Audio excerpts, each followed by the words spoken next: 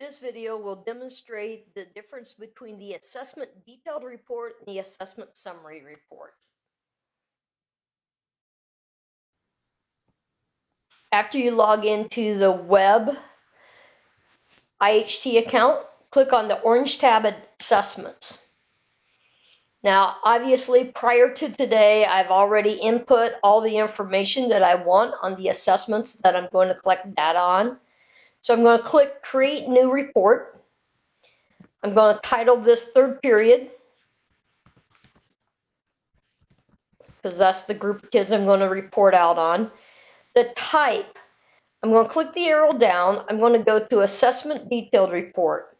Then you'll want to backdate based on when you started collecting information. If you ever create a report and there's no information, chances are you forgot to go back and backdate when you started putting in the information. If you have had kids go from one teacher to another teacher and you need that data in your report, you need to include participant history. I'm not going to because it just slows down the reporting process.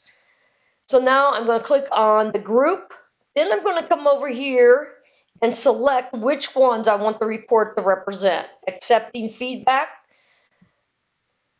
dots, and notice in parentheses there it says agility, the plank, recognizing that challenge and physical activities can lead to success, skipping consistency, and then an example of hopping, whether they're taking off and landing on the same foot.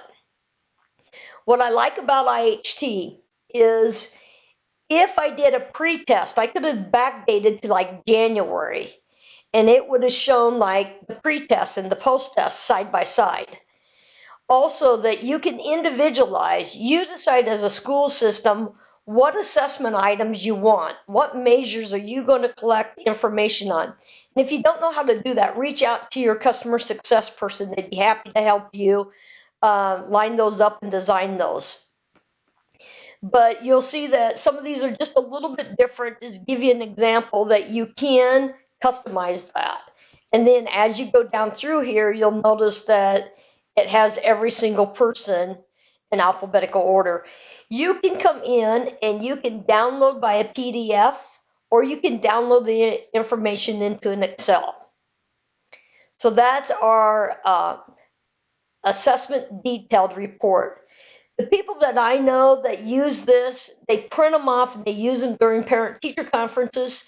I have a couple schools now that use this assessment detailed report as their PE report card at the end of midterms, at the end of quarters, and at the end of the semester.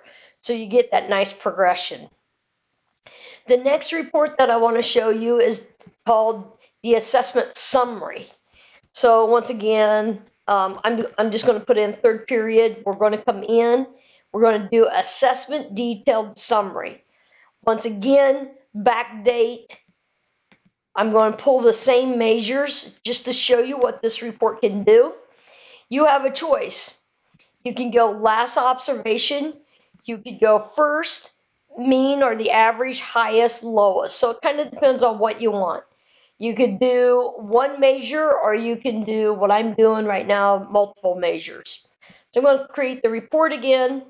This time I'm going to go to the three dots, and I'm going to make this a little bit bigger just so that it's easier for you to see what this type of report is like. So it's going to give you a graph, the total number of students that were assessed, number of boys, number of girls, and then the percentages.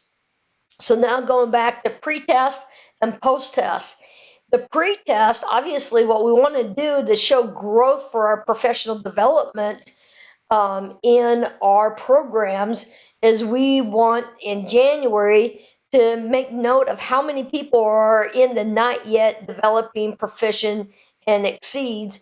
And obviously then by the end of the year, we want to see how many kids we have pushed into the next bracket or into the next level.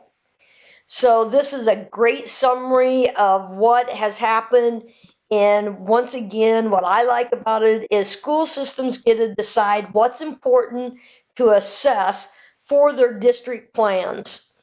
Once again, if you want more information about these type of reports or how to set up the measures to start collecting really unique reports, contact your customer success person and we'd be happy to help you.